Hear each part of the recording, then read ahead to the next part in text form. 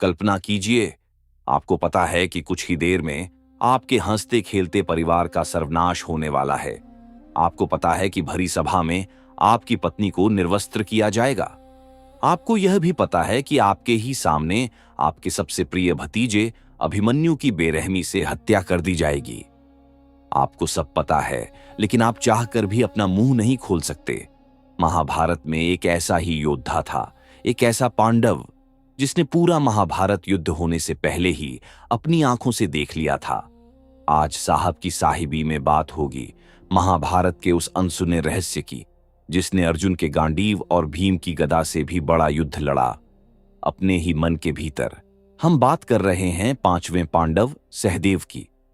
TV serials ने हमें हमेशा यही दिखाया कि सहदेव सिर्फ एक शांत और आज्ञाकारी छोटा भाई था, पर असली महाभारत टीवी से बहुत अलग है। वास्तविकता में सहदेव त्रिकालदर्शी थे।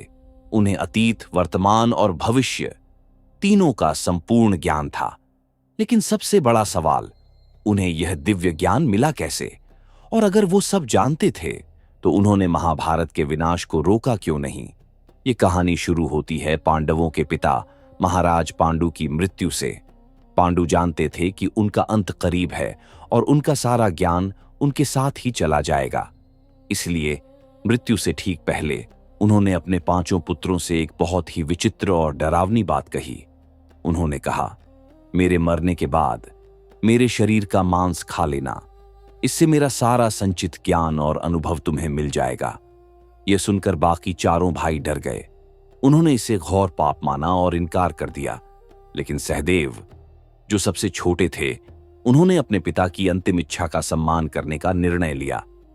कुछ गुप्त ग्रंथ बताते हैं कि सहदेव ने पांडु के मस्तिष्क के 3 हिस्से खाए थे। पहला हिस्सा खाते ही उन्हें अतीत, पास्ट का ज्ञान हो गया। दूसरा हिस्सा खाते ही उन्हें वर्तमान, प्रेजेंट का ज्ञान हो गया। और जैसे ही उन्होंने तीसरा हिस्सा खाया, उनकी आंखों के सामने भविष्य, फ्यूचर का पर्दा हट गया। उन्हें उसी क्षण पता चल गया था कि कुरुक्षेत्र की उस लाल मिट्टी पर आगे क्या होने वाला है। अब आप सोच रहे होंगे, अगर सहदेव को सब पता था तो उन्होंने द्रौपदी का चीरहरण क्यों नहीं रोका? उन्होंने युधिष्ठिर को जुआ खेलने से मना क्यों नहीं किया? यहीं से शुरू होती है सहदेव के जीवन की असली त्रासदी, ट्रेजेडी।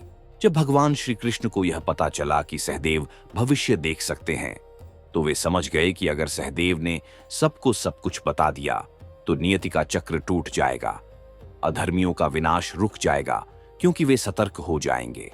इसीलिए श्री कृष्ण ने सहदेव को एक बहुत कठोर नियम में बांध दिया। श्री कृष्ण ने कहा, सहदेव, तुम भविष्य का कोई भी रहस्य बिना पूछे किसी को नहीं बताओगे, और अगर किसी ने तुमसे कुछ पूछा भी तो तुम सिर्फ उसी सवाल का जवाब दोगे, उससे ज्यादा एक शब्द नहीं बोलोगे। और अगर तुमने अपनी मर्जी से भविष्य का भेद खोला तो उसी क्षण तुम्हारे सिर के 100 टुकड़े हो जाएंगे। सोचिए उस इंसान के दर्द को। वो उस सभा में मौजूद था जहां उसकी पत्नी का अपमान हो रहा था। उसकी आंखें रो रही होंगी, क्योंकि उसे पता था कि आगे क्या भयानक होने वाला है। पर ज्ञान के इस श्राप के कारण वह अपना मुंह नहीं खोल सका। सहदेव के ज्ञान की असली परीक्षा महाभारत युद्ध से ठीक पहले हुई। श्री कृष्ण कूटनीति के तहत हर योद्धा के पास गए और उनसे पूछा, तुम्हारे अनुसार इस युद्ध को कैसे रोका जा सकता है? युधिष्ठिर ने शांति की बात की, भीम और अर्जुन ने युद्ध की।